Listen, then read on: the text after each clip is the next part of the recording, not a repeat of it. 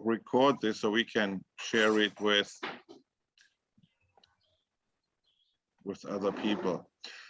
Yeah, so welcome to this Zoom conference, International Professors in Solidarity with Ukraine. We do this for the second time. Thank you so much, Olena, for the spontaneous first meeting we had. And in the meantime, I can say we got new funding. So whatever we can do from here, we will be glad to do. We are funded by the Lotto Sport Foundation in Hanover. We just got new funding. It's not big, but we can support 1 or 2 programs where we support people that offer something online, and we can do it immediately. There's no bureaucracy at all. And we are Technische Hochschule Lübeck. We have a Moodle platform we can use, and we also offer via Lingua TV language training in all kinds of languages, but this is not funded, that needs to be paid. But we also have soon someone who does German language training. So here's our website in case you're interested for lifelong education via e-learning and the integration of refugees. We are on Facebook with our group, and here's our e-learning platform. And I think there's the wrong link because it says Facebook, that needs to be changed. We started 2015 with a refugee crisis that reached Germany at that time. And then we were up and running by 2016. And then we became our own company, our gmbH. And now we got special funding also to support refugees. So there is part of our budget is really dedicated to this. And it's a small thing, but if someone likes to do courses, we can do. This is our program now for 2022. I teach intercultural integration into Germany. And Frank Nierat from Uelzen, that's our town where university is, does integration in Germany with culture, history, and background information on Germany. Joachim Delikat now does the Leben in Deutschland, living in Germany. That's a course that we created, but actually this is an exam you need to do in Germany to get German passport or get special, not asyl, but if you need a higher level of integration. Berin Hochgrebe soon will start a German language course. She's actually also from Turkey, living in Germany for a long time. And Fatih supports me here with the integration here from Ukraine. And Meltem, we will talk also about integration via education. So we also support some conferences. I call him the Crazy Indian. With the Research Culture Society, and they do a conference in Singapore in presence, but we cannot participate in presence. It's too far and too expensive to fly to Singapore, but we will support this online. So we will present, and we support the conference because it's also for advances in social sciences. Yeah. Meltem Huribaturai, she wants to be with us as well. I think she's coming a little bit late, but she organizes a conference on education, and that is October 6 to 8. And we will have a special track on integration, intercultural integration via e-learning. So around that topic, we encourage people to present with us, yeah, about Ukraine, about other refugee topics, and how to integrate them, not only in Germany, but in Poland, in Hungary, and wherever they are. Actually, Isel and I, we had the idea to look at the camps and what e-learning is there provided, and if there is something. And the first address we had was not the correct one. I have another one now in Berlin, and maybe we can do something there as well. We ourselves organize the 6th Service Management Congress, and we do this with many universities. So I hope I hope, and this is my message here, I would like to have some logos from Ukraine and maybe some professors that can join. We also have now one from Latin America. And the one topic is very narrow. We do from our university, that's Intuition project and digital trust. And the Intuition project is ongoing. I do this with Fatih right now. We make a German a core model or a measuring tool that we develop. And that could be, that will be applied in Poland, in Turkey, in the United States, in Malaysia. We have lots of more contacts. But this study could also be done in the Ukraine and then maybe get some results from there we can publish. The other part, and Sanchak will be interested in that, is also that we do in German language then and English integration with students, and also sustainability projects with local schools. And we have a sustainability master program. So if someone is interested, they are master programmers, or maybe there is some support. I actually, and maybe if you know someone, that would be an idea. I think Sanchak and I, we had the same idea. We should integrate some master students from the Ukraine. And this course is very expensive, but I think Sanchak agrees we need to let them in maybe also without charge, or we get it funded somewhere else. And it would be great to have someone in the master program of sustainability. It's in English language. Now today here we are because of the refugee crisis, and Olena started this some weeks ago. In the meantime, we got new funding, so that's the good news. And maybe the Erasmus project also goes through. That would be very nice.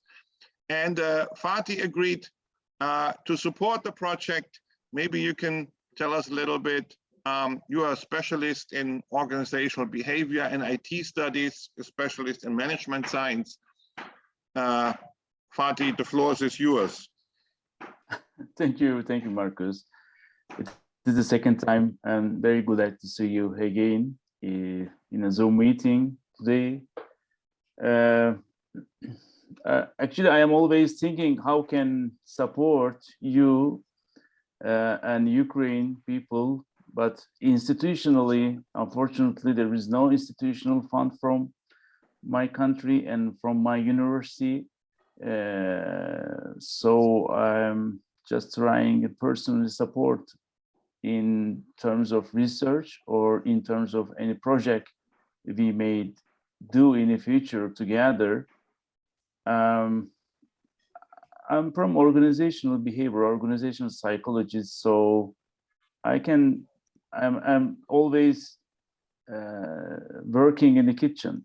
So actually in the kitchen, and also for the research, I always do the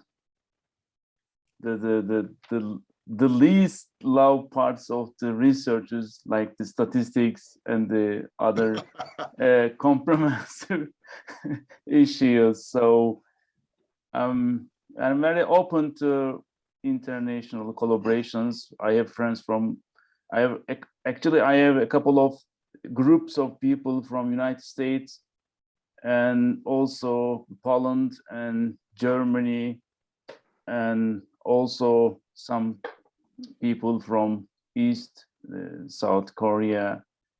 We are all together a group of researchers, just related topics. Mostly the topics are related with the management issues and organization psychology, but I also like to research on some topics related with refugees and also related with psychological issues in general. So maybe if it is interesting and related topic, I can always support you on conducting the research and planning and doing some statistics or giving some courses related with these issues. Maybe it is very difficult to find the students. Maybe we can collaborate with young researchers and collaborate to learn some or coordinate some topics in general, for example, scientific philosophy, or maybe much more practical research conducting methodologies or something. I can always support with that kind of topics, actually. Yeah, I hope we can do together some interesting thing. I'm always support with Marcus, and also we have also a couple of research projects with Marcus ongoing on the decision-making styles of individuals or managers, and also digital trust developments in terms of for the new digitalized world or digitalized workplace, etc. So these are some topics working with Marcus. And this is more from my part, and you can always write if any question in related or deep. I'm always be the supporter of you. Thank you. Thank you. Thank you very much, Fatih. I'm very glad we're working together here on this project and you're offering your support, because in many, many incidences, projects, papers, presentations, whenever we ask Fatih for support, for many friends by now, also working in Norway, Russia, in Poland, in Estonia, and wherever it was, Fatih was always there for us. So he's a great, great supporter for research. So if someone needs to publish or go to a conference or writing a paper, he can support. He always says the statistical part is would be not so important, but I can tell you, for me, being not a statistical person, I really like the support. But I know that especially people from Ukraine are very good in math. I learned this a lot of times, also in Estonia. Maybe they don't need it that much, but if there's help needed in statistics and how to write a paper, he's very, very good, and also in applying for projects. So it's great to have you here with us, and maybe we can help together bringing some projects on the way. Here's our websites, Facebook, and our YouTube channel, and the way to contact us. And when you have ideas for an online project, yeah, like I said, we can do this very short term, and right now we can start it because there is immediate help needed. I learned today already in the pre-discussion that old projects are going away, and the financing goes away. That's very, very sad to hear. The problem with starting new projects is that administration has a long, long way until it's approved. And our institute is here to help fast. We don't have a big, large budget, but we can support some online actions we'd like to do. We can do something for students, or there was the idea for virtual exchange projects. Here we should sample the ideas and start something that sounds very good, whether it's for students or for teachers.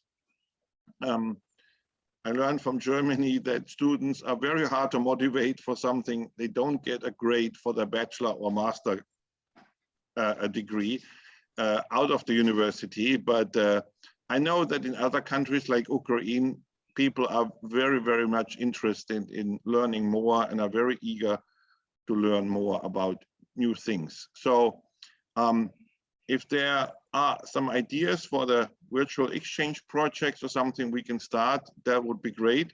Just want to mention, I almost forget that from my university, from my course, where we started in March, one student wrote me and said, Mr. Launer, I love to participate in your lecture this month, this semester, but he was stuck in Kiev.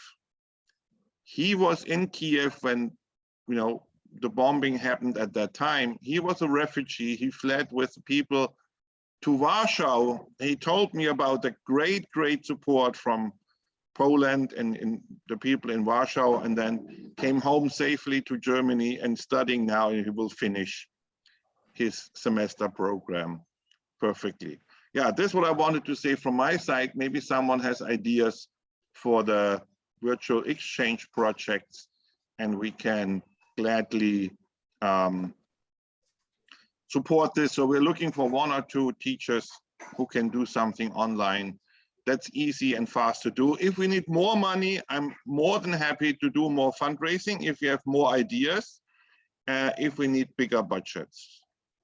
Well, Marcus, when you started to speak about possible projects, it just occurred to me that no matter when the war ends and no matter when how it is going to continue, so we still need our lectures to work with online teaching, but not synchronically, but asynchronically.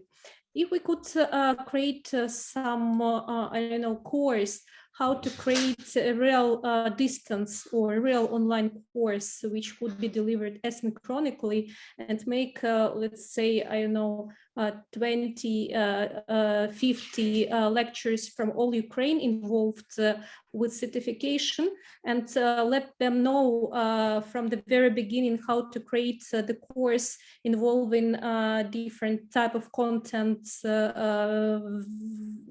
how to make it from the scratches. It could be, I think it could be really great. And then we could show, applying for Erasmus, we could show the cooperation, and then consortium will be stronger. That sounds very good. Yeah, that's a good idea. Tamara, you had ideas and experience in the virtual exchange education? Yes, but virtual exchange, that is something that we exchange what we have. If we have a good course in management, which we deliver in English, we offer it to our partners, and then we invite students like we have from Malaysia, from India, from all over the world, students at our courses. So something wrong is with my video. Then it is, we share what we have. But what I mean here, if there is a capacity, if there is, if you have people who could teach how to create an online courses to deliver asynchronically, like you said that you have German courses on Moodle. Something have done it, and something just know somebody knows how to make it. If we could arrange such kind of teaching, it could be really great, I think. Yeah, asynchronically, we can do this on our learning platform, Moodle, and I think that's done with Adobe Connect. And here we can do it with Zoom. This is our own Zoom link, and we can record it, and then we can put it on our website, the recording. I talked to my technicians about that, and how big the data files are, so that would be possible. So we can make a course asynchronically, and different people can teach, and then people could listen to that whenever they have time. And actually what we also could do is then maybe even jointly from different countries, there would be something special that we give a degree. Yeah, if they do like an exam or a paper afterwards, several professors could read the paper and then give their signature and say, yes, this course was good. Actually, I teach a lot in advances in e-learning, and it frightens me also always that in the future, the grades and the degrees will be given by blockchain. Yeah, so you can do courses somewhere in the internet, and then teachers, they give you online via blockchain the certificate. And if they are good names, that counts much more than, for example, the university where I teach, Suderberg, yeah, this is small town university in Germany. So you can do something that's really, really good for applications also. And maybe that also helps to apply for other universities to study there or to teach if you have a certificate from this online course. Yeah. I think Tamari, you had some ideas. You mean about this issue, dear Marcus? Yeah, what we can do, how we can support. Yes, this was idea actually about development of like maybe joint project at the same time. So we can definitely, we need to involve the Ukrainian institutions, Ukrainian academic members with joint research interests. Yes, as it was mentioned by Shil. So with my institution, we cannot be kind of like a representing maybe lead partners because we don't have so much experience, but as like a partner institution, we will be more than happy to get involved in capacity building project. But again, we have to wait for maybe coming call and priorities. So this needs analysis can be also kind of so assessed about for all the stakeholders and participants of like who is our target audience, actually our partners from the group, and of course we can search more some more partners once we actually have kind of like come across with the idea of what we are going to do. That's my viewpoint, because I have some colleagues, still they are based in Ukraine, Kiev. Just a second.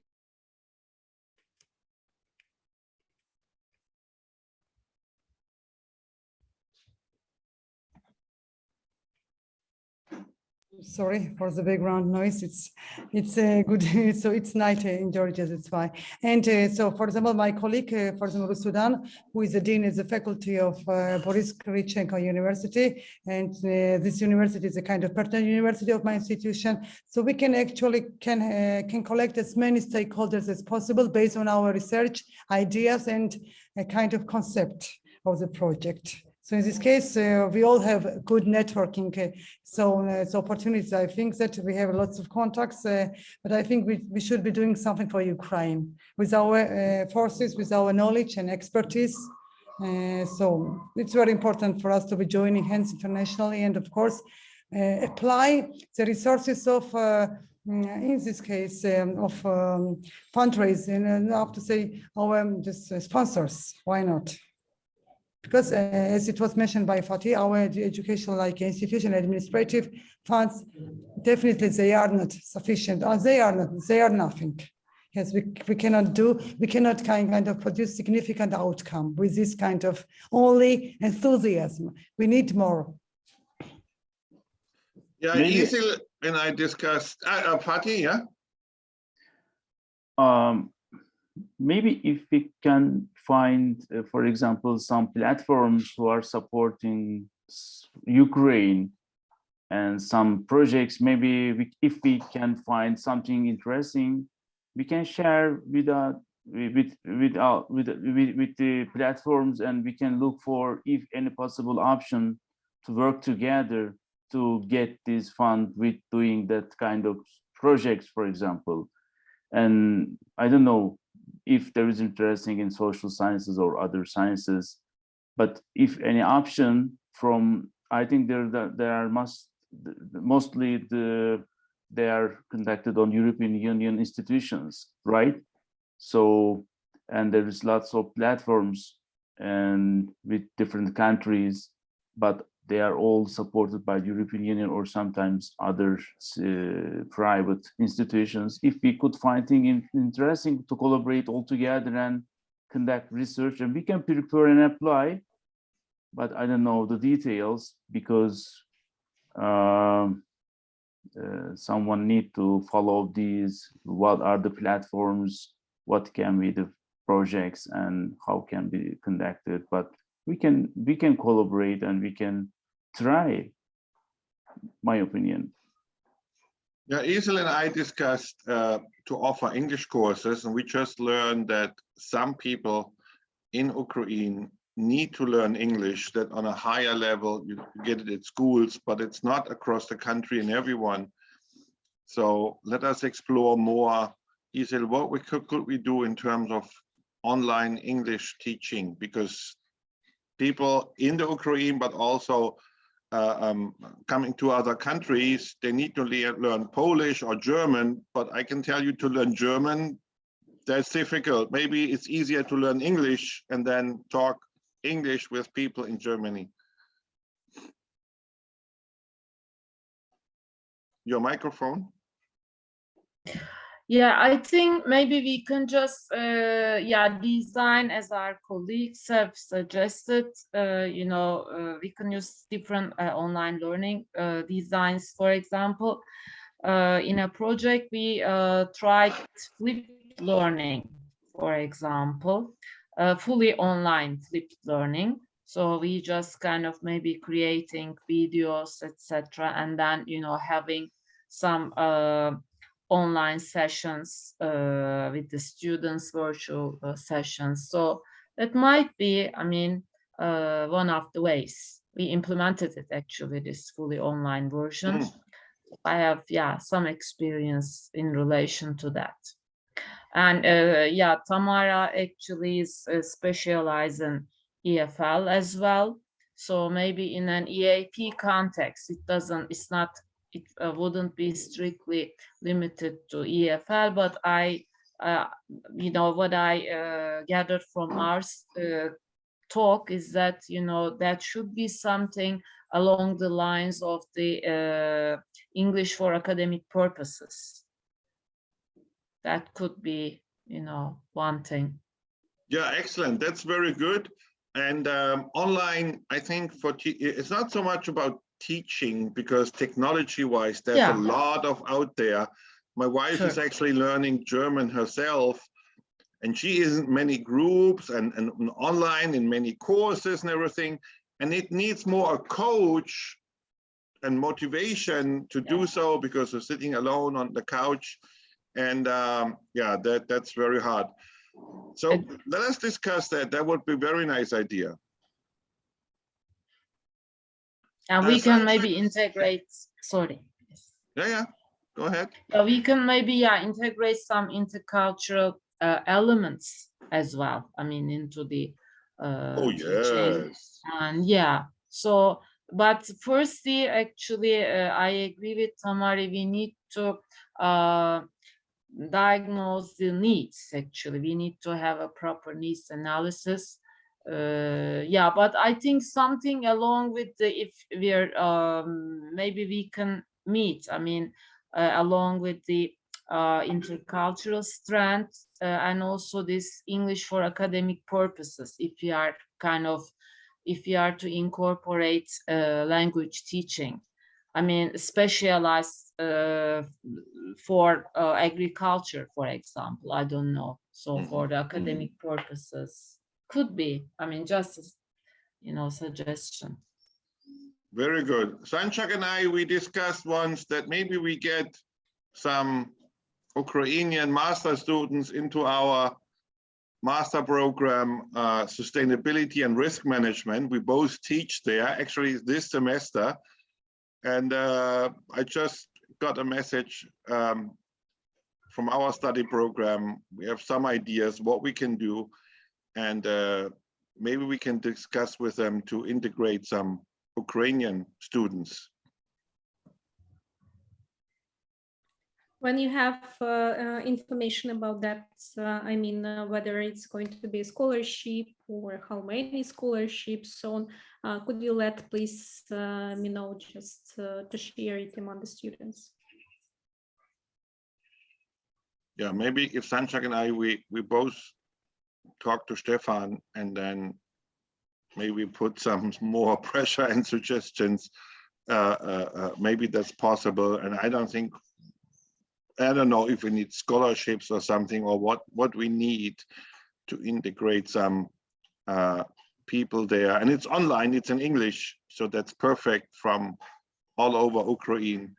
to join. And I can imagine that some of the courses in the Ukraine maybe don't work anymore because professors are gone, or universities have to close down or whatever. So if there is a need that we need to take over students, yeah, for example, in risk management or something, anything that's according to administration, I'm more than happy to accept and sign acceptances of courses done in the Ukraine and then integrate them into the courses. Unfortunately, in Germany, are not many courses in English. I did research many times.